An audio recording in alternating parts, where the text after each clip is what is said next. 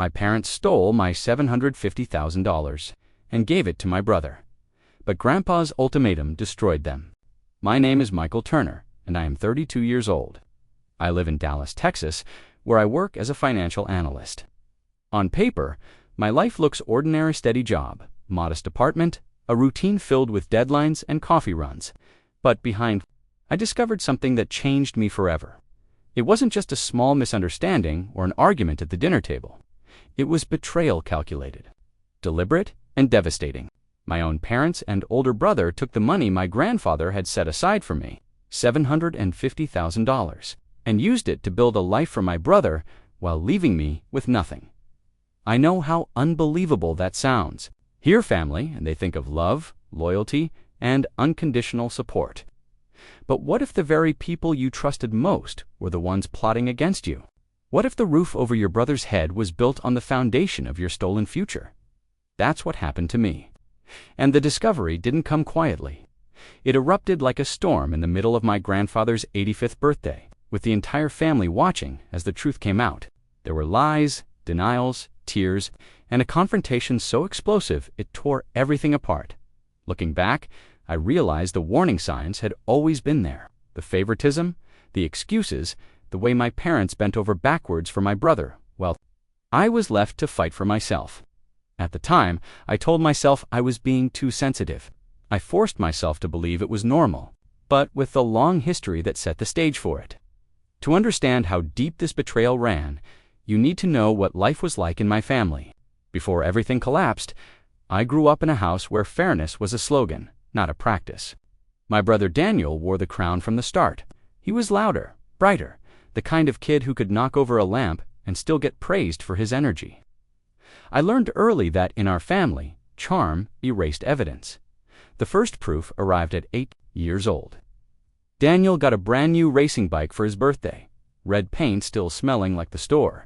I remember rolling a yard sale special from the trunk of our car a week later. The chain rusted, the seat torn. Dad put a hand on my shoulder and called it character. Daniel got lessons at the fancy track, while I taught myself to ride in the alley behind our house, dodging recycling bins and potholes. No one meant harm, they said. We were simply different. School only sharpened the lines. When I brought home a report card with straight A's, Mom glanced at it while stirring pasta and said she was proud. When Daniel brought home BS mixed with if I messed up, it was a warning sign. If Daniel messed up, it was a phase. The same facts, 2 verdicts. At 13, the science fair drew a crowd to the gym. Our parents took photos of Daniel under fluorescent lights as if he had planted a flag on the moon. In the car, Mom told me not to compare. Some kids were natural presenters. Some kids were quiet. Quiet was not a compliment. High school set the pattern in stone. On his 16th birthday, Daniel got the keys to a used Mustang that Dad had tracked down with a salesman friend. I learned to love the bus schedule taped above my desk. When I asked about driving lessons, Dad said gas was expensive and responsibility came first. He was right about the cost. He was wrong about who should pay it. I picked up weekend shifts at a hardware store and bought my first beater with cash. I had counted 3 times. Money always found its way to Daniel. When a summer baseball camp wanted a deposit, Mom wrote the check without hesitation. When I needed a root canal after a cracked tooth, she asked if it could wait until the end of the year because the deductible was a burden and Daniel's senior. I learned to swallow pain and wait my turn. My turn rarely came by the time college decisions landed. The family story was already rehearsed. A savings account existed for our education. That is what Dad said. Then Daniel chose an out-of-state school with a price tag that turned my parents pale. And somehow the savings account existed for his opportunity. I enrolled at the community college 2 bus lines away, transferred after 2 years to a state school, and stacked night shifts over lectures. My parents called it grit. I called it survival. When I graduated without debt, they congratulated themselves on raising a resilient son. The truth was simpler. I had never been allowed to be fragile. There were smaller scenes that explained the larger picture. At Thanksgiving, a vase from Grandma's attic shattered in the living room. Daniel's shoulder brushed it as he raced to answer a call. The family looked at the pieces, then at me. By dessert, the story had shifted. I had been careless. I had left the coffee table too close to the walkway. No one sat down and conspired. They did not have to. Years of practice had taught them where blame belonged. When Daniel's credit card balances ballooned a year later, Dad co-signed a consolidation loan and called it a bridge. When I asked for a small loan to cover a professional certification fee that would raise my pay, he told me the world respected self-starters. Mom said I should learn to ask for less and plan for more. Daniel asked for more and received it. We were told not to compare. Comparison was the only way to stay oriented. Not every memory is a bruise. There is one line of light that runs through the years, and it has my grandfather's name on it. Grandpa Henry never confused noise with substance. He kept a tackle box in the trunk of his old sedan and a folding chair in the back seat. On Sundays, he would take me to a quiet pond on the edge of town. There, with dragonflies skimming the water and his thermos of black coffee steaming in the shade, he taught me patience that did not look like surrender. He said foundations matter. He said, a person can build a life if someone gives them a level. Starty did not speak in promises. He spoke in plans. He saw things my parents refused to see. When Daniel returned home from his first semester with stories of parties and a warning letter about his grades, Grandpa pressed a thin envelope into my hand on the porch and told me not to open it until I needed it. It was not much, but it covered 2 months of rent when my roommate moved out without paying. He never asked for it back. He never mentioned it again. That is the kind of ledger I keep in my head. I would like to say that growing older closed the gap. It did not. The roles hardened. Daniel stayed charming, volatile, a walking emergency that always took priority. I stayed reliable, a safe pair of hands that could be ignored because I did not break loudly. Holidays became stage plays with predictable beats. If Daniel raised his voice, the room bent around him. If I left early to make a shift, it was proof I valued work over family. They forgot that someone had to pay for the gas that got us there. What I did not know, and what would matter later, was that Grandpa had been watching the same show with a different conclusion. He was not loud. He did not confront. He planned. Years of quiet fishing trips had convinced him that I would use a level start well. He took steps to make that possible. When the shock arrived, it did not happen in a vacuum. It landed on a foundation, poured slowly, layer by layer, over decades. By the time the lie surfaced, the soil underneath was already unstable. I still tried to believe the best. Even as an adult, I made excuses. Maybe my parents were tired. Maybe Daniel just needed a little more support. Maybe next year would be different. That is how hope can become a habit. That is how a habit can become a blindfold. The blindfold came off 1 week before my grandfather's 85th birthday. My phone lit up with a call from my cousin Chloe. She said she would save me a seat at the party. I told her there was no party. She laughed and said everyone had been invited. That was the first tug on a loose thread. I pulled, and the whole sweater started to come apart. It was a Monday afternoon when the first crack appeared. I was in the middle of reviewing spreadsheets at the office, the kind of endless numbers that blur together until they stop meaning anything. My phone buzzed on the desk, and when I glanced down, I saw Chloe's name. She was my cousin, a few years younger, the type who kept family group chats alive with photos and emojis. I answered, expecting small talk. Instead, her first words knocked the air out of me. So, you're coming to Grandpa's birthday this weekend, right? For a moment, I thought I had misheard. Birthday? What birthday? She laughed, thinking I was joking. His 85th, the big one. Everyone's been planning it for weeks. I froze. There had been no mention, no phone call, no text. I hadn't heard a single word from my parents. Chloe kept talking about the catering, the guest list, the jazz band Grandpa insisted on. Her voice was bright, but each detail felt like a slap. When the call ended, my hands were still shaking. The first thing I did was dial my mother. She answered on the third ring. Her voice clipped, as if I had interrupted something important. When I asked why I hadn't been told about the party, there was a pause so long I thought the line had gone dead. Then she said, almost too quickly, the party was canceled. Grandpa's not feeling up to it. It sounded rehearsed, like a line from a script. Before I could press further, my father's voice cut in from the background. Don't waste money on a trip, Michael. Stay focused on work. That's what matters now. The way he said it sent a chill through me. My parents were not discouraging. Types they were practical, yes, but never this insistent. It felt like they were blocking me from something. I hung up with a polite murmur, but my chest was tight with suspicion. To test their story, I called Uncle Mark, the cousin of my father who always kept track of family events. He was surprised when I asked about the cancellation. Canceled. That's news to me. We just ordered the cake yesterday. The denial stung. I tried again, phoning Aunt Rachel. She laughed nervously when I repeated what my parents told me. No, the party is happening. I'm wrapping Grandpa's gift right now. With each call, the truth became clearer. My parents hadn't forgotten to invite me. They had deliberately kept me out. Still, I wanted to give them one last chance. I called Daniel. If anyone knew what was happening, it would be him. He answered cheerfully, and when I asked, he didn't hesitate. Yeah, it's off. Grandpa changed his mind. Too much stress. His voice was confident, too confident, as if he had rehearsed the line. That was the moment my doubts collapsed into certainty. It wasn't a mistake. It was a lie, built carefully and repeated without shame. My parents and my brother had chosen to erase me from my grandfather's milestone birthday.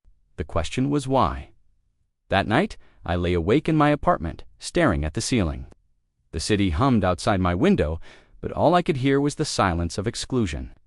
Every excuse I had ever made for my family now felt flimsy, if they could. Cut me out of something this important. What else had they hidden from me? I didn't know the answer then, but I knew one thing. I could not let this go. Whatever the reason, I needed to see my grandfather with my own eyes. I needed to be there, even if my family didn't want me. And that decision led directly to the next step, a choice that would change everything. The night after those phone calls, I could not sleep. The lie gnawed at me, circling in my head like a predator. Every time I closed my eyes, I saw the image of my family gathered around a table, raising glasses, while my chair sat empty. I kept asking myself, why? Why erase me? Why work so hard to keep me away? At 1 a.m, I got out of bed and walked the length of my apartment. My grandfather's face kept appearing in my thoughts. He wasn't just family. He was the one person who had always seen me, not the version my parents painted. He had promised me years ago that when I was ready to build a life of my own, he would make sure I started on solid ground. I had no idea what he meant back then. Maybe I still didn't, but the promise mattered. I couldn't accept the idea of him turning 85 without me there. I couldn't let my absence become the story my parents told about me. So I made my decision. I would go whether they wanted me or not. The next morning, I filed for 2 days off. I told HR the truth. I needed to visit family. The request was approved within hours. When the email came through, I sat at my desk staring at it, knowing there was no turning back. But showing up unannounced wasn't enough. I wanted to bring something that would remind my grandfather who I was, something that would speak louder than the lies my parents were spreading. For weeks, I had been working quietly on a gift, an enlarged, restored photograph of him from his army days, framed with a set of letters he once wrote to my grandmother during the war.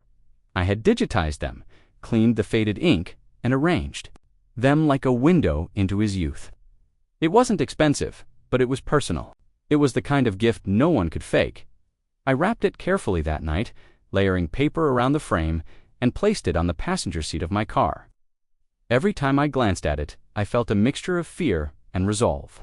The fear came from what I suspected I might uncover. The resolve came from the certainty that I had no choice but to face it. Saturday morning, I left Dallas before sunrise. The highway stretched ahead, empty and pale, under the first light. For 6 hours, I drove through farmland and small towns. The radio low, my mind rehearsing conversations I knew I would have. I imagined walking into that house, seeing the surprise on my grandfather's face, and hearing the excuses my parents would scramble to make. With every mile, the questions grew heavier. What were they hiding? Why did the invitation matter so much that they chose to lie instead of admit the truth? I didn't know the answers, but I was about to find out, and that knowledge carried me straight to my grandfather's front door, where the confrontation I had been dreading was already waiting by the time I pulled onto my grandfather's street. The truth was undeniable. Cars lined both curbs for half a block. Shiny sedans and pickup trucks pressed tight against one another. The neighborhood was alive with voices and laughter drifting through the evening air. From behind the windows of the old brick house came the sound of jazz music, soft and steady, the kind my grandfather always favored. The party they swore did not exist was happening right in front of me. I parked at the end of the street, my chest tightening with every step I took toward the house. The wrapped frame under my arms suddenly felt heavier, as if it carried not just paper and glass, but proof of loyalty they had tried to erase.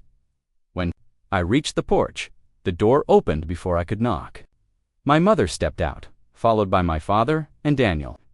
For a moment, they froze, their faces drained of color, their eyes wide, like they had seen a ghost. Then, almost in unison, they rushed toward me, herding me away from the entrance and into the shadow of the porch pillars. "What are you doing here?" my father hissed.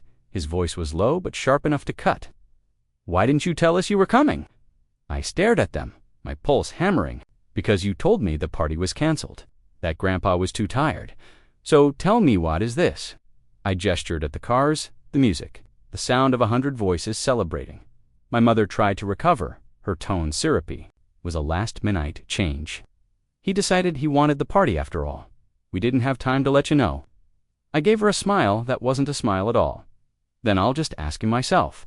The shift in their expressions was instant, real panic. My brother stepped forward, blocking the path to the door. "You should leave," he said flatly. "If you walk in now, you'll make us all look like liars." My anger spiked, sharp and hot. "Make you look like liars?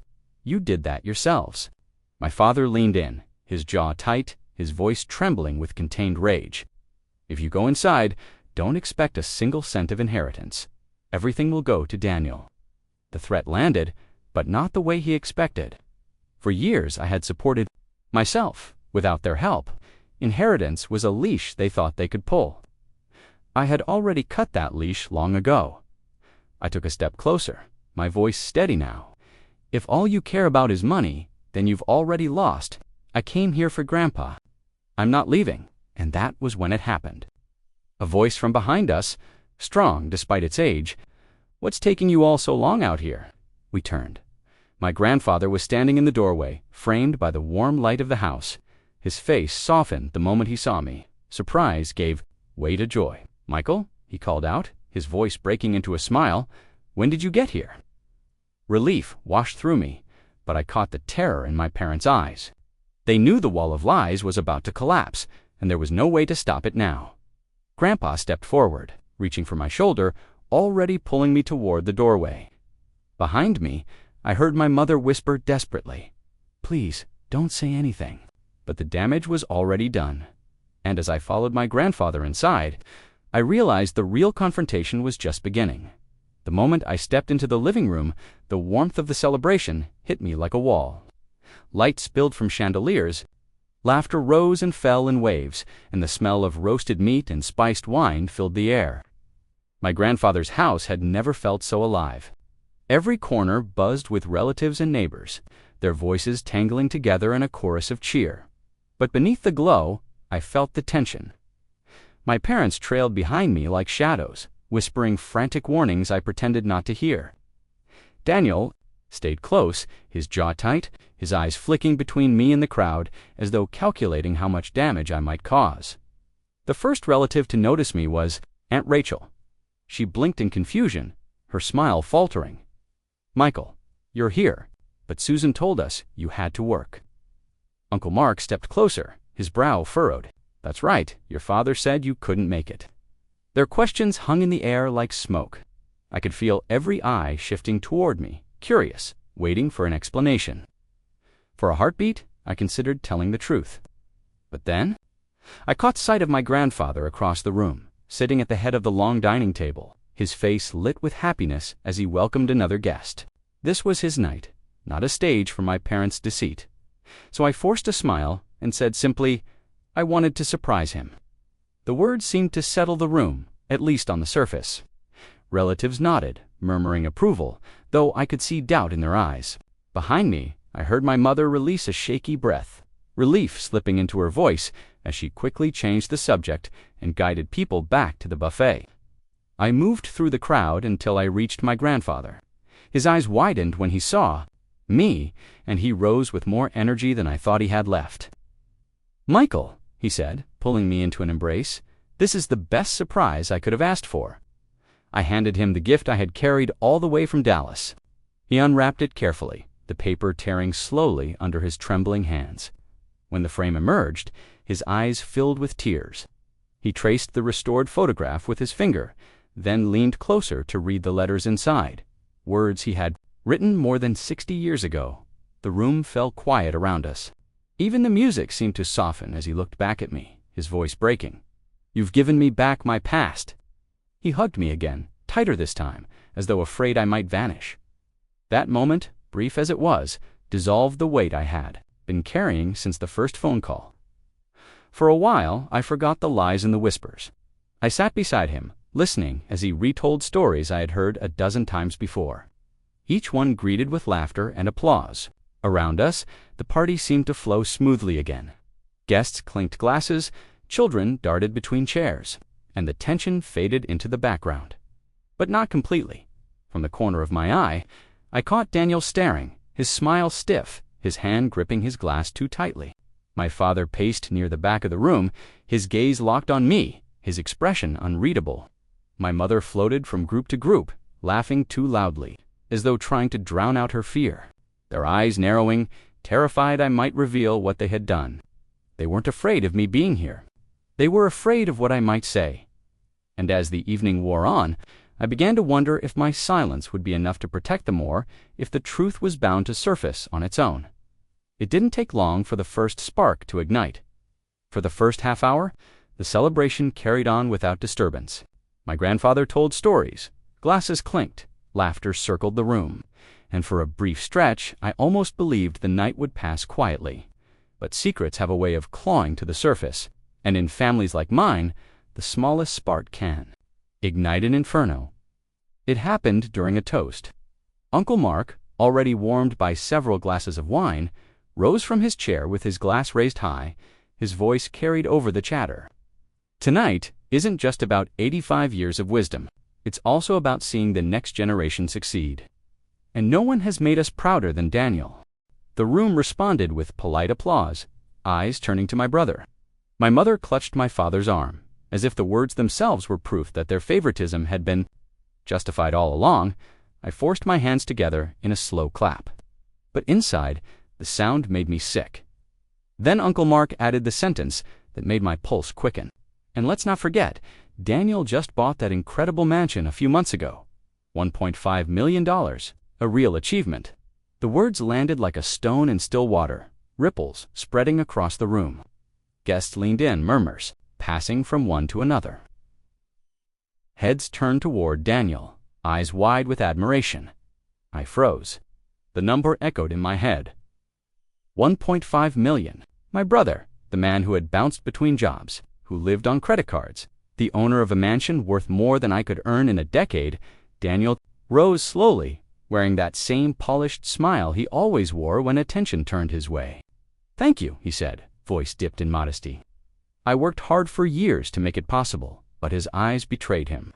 They darted away too quickly, sliding past mine, landing nowhere. He raised his glass again, as if the gesture itself might deflect suspicion. My parents beamed, though I noticed the stiffness in their expressions.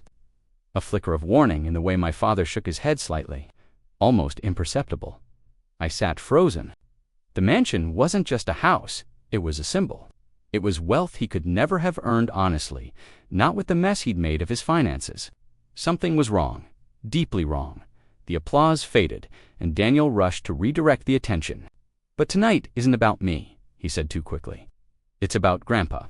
He sat down, his smile stretched thin, his hand gripping his glass until his knuckles whitened. I wanted to confront him right there, to demand an explanation, but the timing was wrong. The lie wasn't ready to collapse. Not yet. So I sat, silent but burning inside, replaying Chloe's phone call, my parents' excuses, and Daniel's sudden rise into luxury. The mansion was more than success. It was a clue, a thread dangling loose in a tapestry of lies. And before the night was over, my grandfather would tug on it, because a few minutes later he turned his attention toward me. His question was casual on the surface, but its weight would unravel everything. The applause from Daniel's toast had barely died down when his eyes, sharp even at 85, moved from Daniel's forced smile to me. He leaned forward, resting his weathered hands on the table, and asked in a voice calm but clear enough to cut through the room, "Michael, how do you like the house I bought for you?" The words struck me like a hammer. For a second, I thought I had misheard him. The laughter around the table faded, replaced by an uneasy silence. Every guest seemed to pause mid-breath, waiting for my reply. My mouth went dry. "House I asked carefully, almost whispering. "Grandpa, I don't have a house. I'm still renting my apartment in Dallas." Confusion clouded his face. He sat up straighter, his brows knitting together. "What are you talking about? Didn't you use the $750,000 I gave your parents to buy a place of your own?" The numbers slammed into me. Around the table, heads turned sharply, eyes darting between me, my parents, and Daniel. My father stiffened. My mother's hands gripped the edge of the tablecloth, and Daniel's gaze dropped instantly to his plate. I forced myself to breathe. "Grandpa!" Gasps broke the silence. Guests leaned in, whispering to each other. My grandfather's jaw tightened, his expression shifting from confusion to suspicion, then to anger. His voice rose, steady but heavy with authority. "Robert," he said, locking his eyes on my father, "where is Michael's money?" My father stammered, his words stumbling out. I gave it to him. In cash. It was a lie so flimsy that even the youngest child at the table would have recognized it. My mother jumped in, her voice trembling but desperate. "Yes, that's right. We handed him the cash. He must be mistaken." I stood, my hands pressed against the table, my voice louder than I expected. "If that's true, then let's go to the bank right now. Let's print the statements. Let's prove it." The room erupted in murmurs. My grandfather slammed his hand against the table, the sound cracking like a gavel. His voice boomed over the crowd. "Enough. Tell the truth, or I'll call the police this minute." My parents froze, pale as stone. My father's lips trembled, no longer able to hold the lie.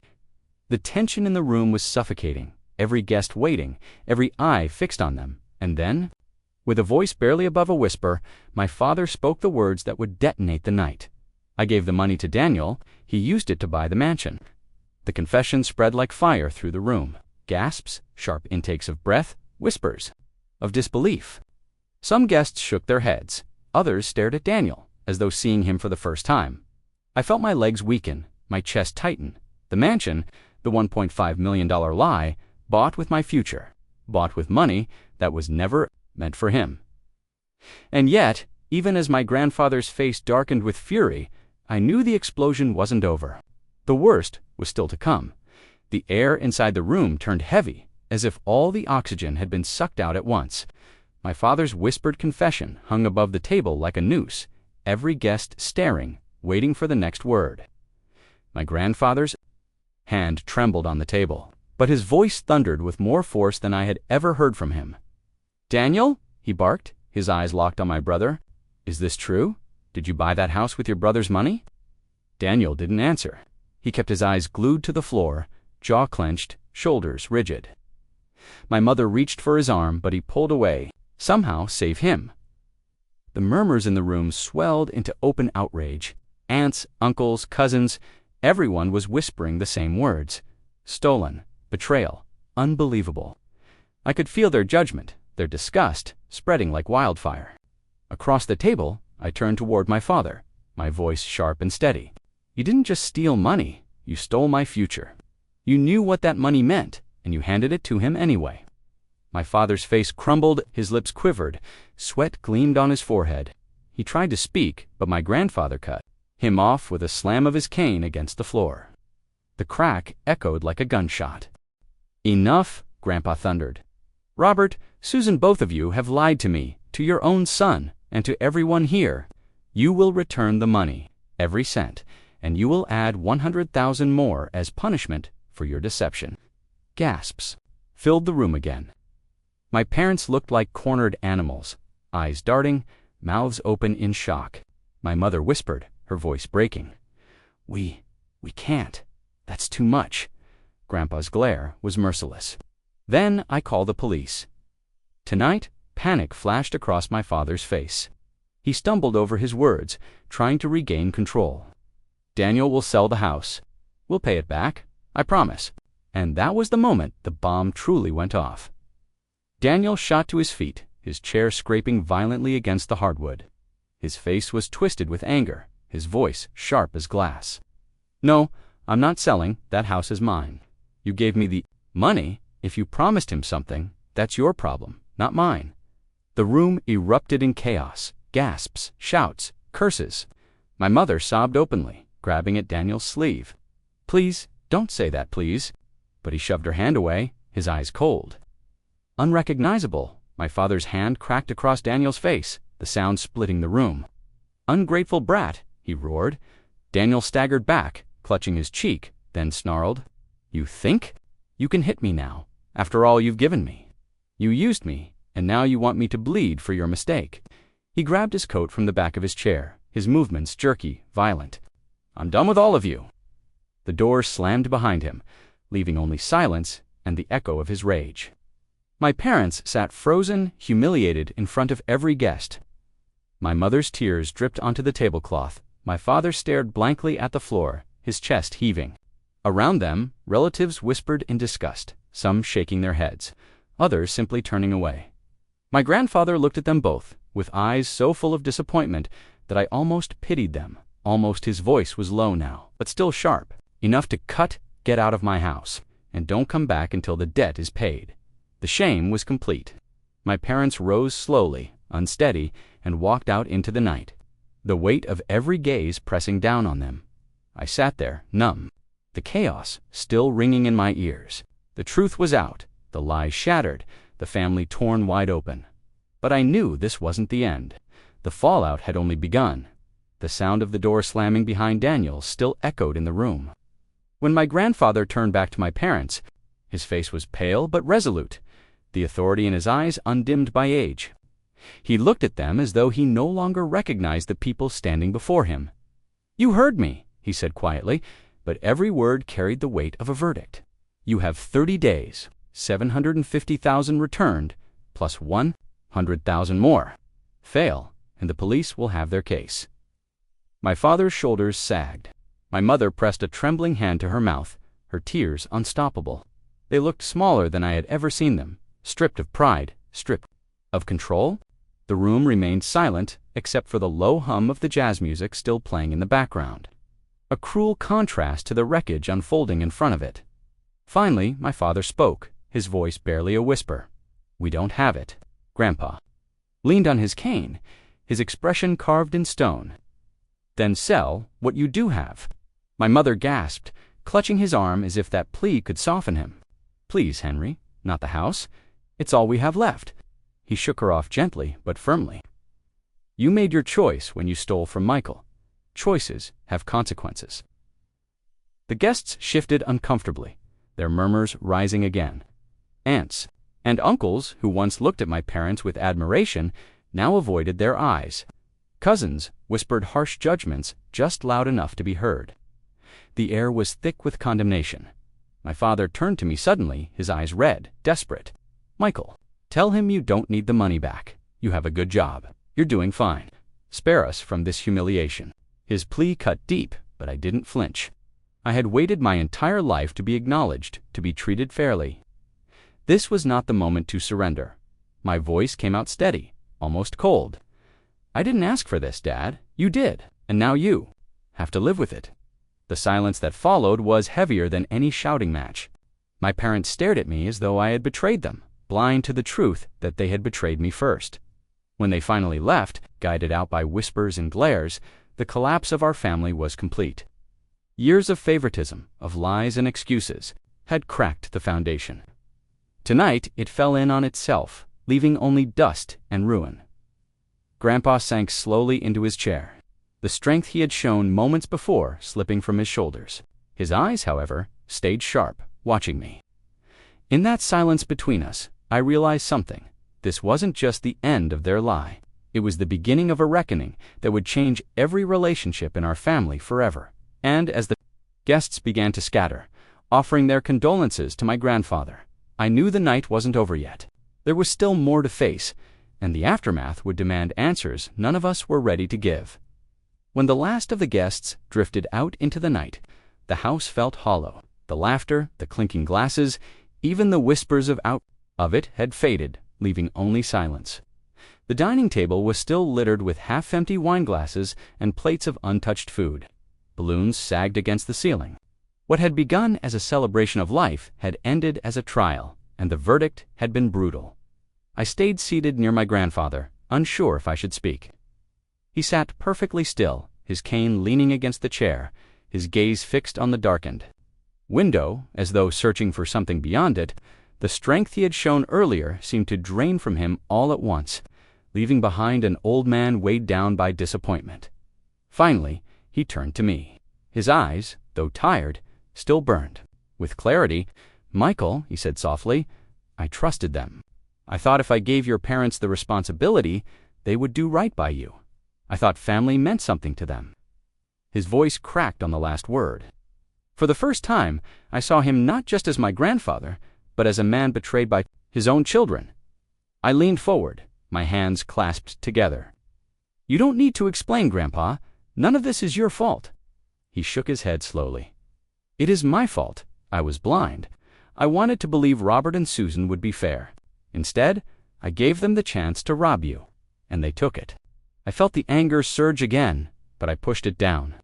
"Then let this be the last time they fool you. I'll handle things now, I promise."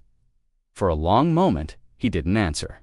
Then his weathered hand reached out, resting on mine. His grip was steady, stronger than I expected. "You've carried yourself with dignity. Tonight, that's more than I can say for the rest of them. Don't let their weakness turn you bitter. You are not them." His words hit me harder than any outburst. The anger in me eased, replaced by something sharper: resolve. We sat together. As the event staff came in to clear the wreckage, chairs scraped across the floor. Trash bags rustled, but in our corner of the house, it felt like the world had narrowed to just us. He spoke again, quieter this time. "6 months ago," he said, "your parents came to me. They begged me for money to help Daniel buy that house. I told them I would give to both my grandsons equally. I set aside $750,000. For you as well, I trusted them to give it to you. I never imagined they'd take it for themselves." The confirmation, spoken aloud, felt like the final nail in a coffin I'd been staring at all evening. It wasn't just suspicion, anymore it was fact. My parents had stolen my future and handed it to Daniel without hesitation. I leaned back, exhaling slowly. I should have visited more. If I had been here, maybe I would have seen what was happening. Grandpa shook his head firmly. "Don't blame yourself. You're building your life. That's what you were meant to do. But now, you see the truth, and now you know who they really are." His gaze shifted toward the doorway where my parents had left in shame. The silence that followed was heavy, but it wasn't empty. It was a silence full of endings. I knew then that the family I had grown up with no longer existed. Something had broken that could not be repaired, and though the night was nearly over, the consequences of what had happened were only beginning to unfold. The days after the party passed slowly, as though time itself had been bruised by what had happened. I returned to Dallas, back to my office, back to the glow of computer screens and the rhythm of deadlines. Outwardly, life went on as normal, but inside, I carried the weight of my grandfather's ultimatum like a shadow. 30 days. That was the deadline. Each night, I called him. Some evenings we spoke for hours, other times only a few minutes, but the calls became a ritual. He didn't ask for updates on my parents, and I didn't volunteer them. We both knew the storm brewing over them would either break or bury them. On the 29th day, I awoke to find a new email notification from my bank. My balance had swelled. Overnight, $750,000 returned, along with $100,000 more. No note, no apology. Just numbers on a screen, cold and clinical, as if money alone could erase betrayal.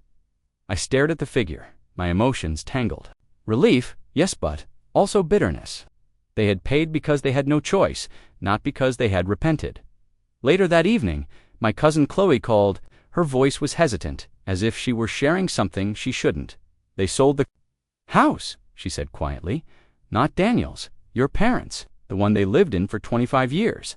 It's gone." I closed my eyes.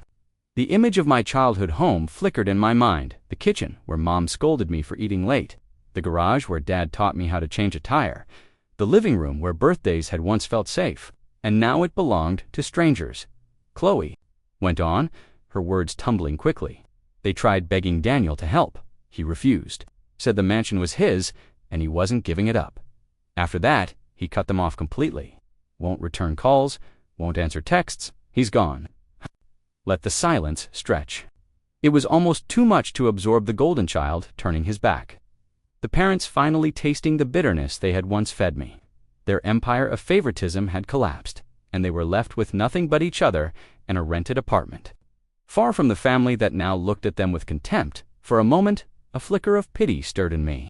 They were still my parents, after all. But then I remembered the years of being told to settle for less. The years of watching Daniel handed every advantage while I built my life from scraps. I remembered the way they tried to erase me from my grandfather's birthday, as though I were expendable, and the pity evaporated.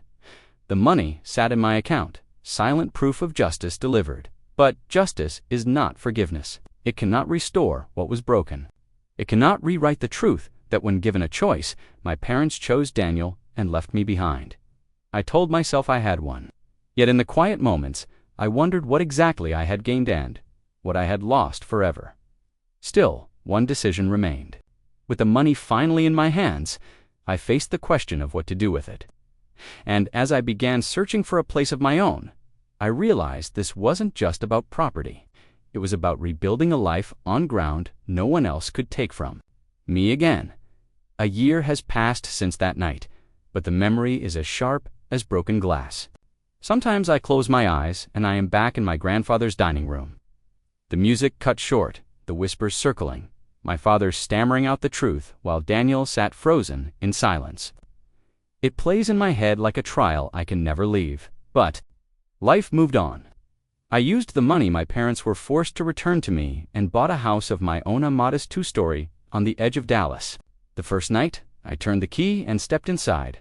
I felt something I had never felt before. Safety. The walls were mine. The floor beneath my feet was mine. No one could take it. No one could hand it to Daniel. No one could rewrite this foundation. For once, the ground was steady. My job grew steadier, too. Promotions came slowly, but they came, and with them a sense of stability that had always felt out of reach. But more than career or money, the greatest change was in my relationship with my grandfather. I visited him at least once a month, sometimes more. We spent hours in his backyard just talking about family, about mistakes, about the kind of legacy a man leaves behind. He never once mentioned the night of the party. He didn't need to. His silence was heavy with disappointment, but it wasn't directed at me. He had already made his judgment, and his will to speak of it was gone. What mattered now was the time we still had. As for Daniel, I haven't heard from him since the night he stormed out. Word around the family is that the mansion still stands, but emptier than it looks. He lost jobs, burned bridges, and built walls so high no one can see inside. Maybe he thinks silence will protect him. Maybe it's all he has left. Live in a rented apartment on the far edge of town. They stopped attending family gatherings. When their names come up, it's in whispers, the way people talk about a scandal too raw to touch. To the rest of the family, they've become a cautionary tale of greed and blindness. To me, they've become strangers. And yet, this morning, on the day of my grandfather's 86th birthday, my phone lit up with a message. It was from them. The words were short but heavy. "We miss you. We want to see you. Please come when you visit your grandfather tonight."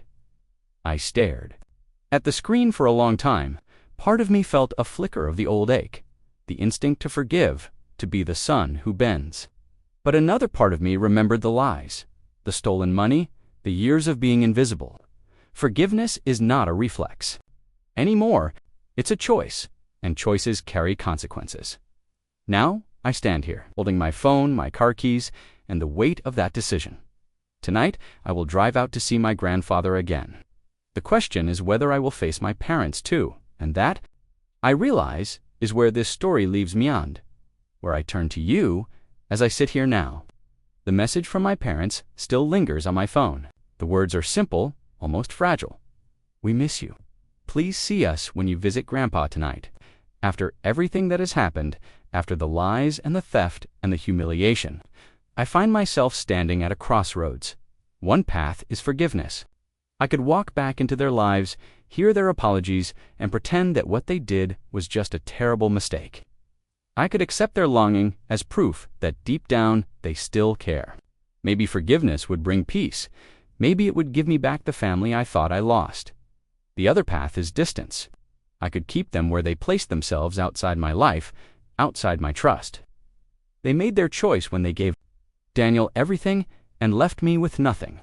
They chose betrayal, and now they live with the cost. Why should I be the one to mend what they shattered? I can feel both sides pulling at me. The son who still longs for parents, the man who refuses, to be deceived again, and I wonder if there is even a middle ground, or if the damage has cut too deep. This is why I share my story with you, because sometimes an outside perspective can bring clarity that family never will. So I ask you, the listener, the witness, to everything I have revealed, what should I do? Should I forgive them and give them another chance, or should I keep them at a distance and protect the life I've built without them? Your answer matters more than you think. It may shape the next chapter of my life. In the end, my story isn't just about money. It's about trust, betrayal, and the choices we face when family breaks the bond we thought was unshakable. I still don't know if forgiveness is possible, but I do know one thing: the truth has a way of surfacing, no matter how deeply it's buried. If this story kept you on the edge of your seat, don't forget to hit that like button and subscribe to the channel. Your support means everything. It helps me share more stories like this one and lets us build a community where every voice matters. Thank you for watching, and I'll see you in the next story.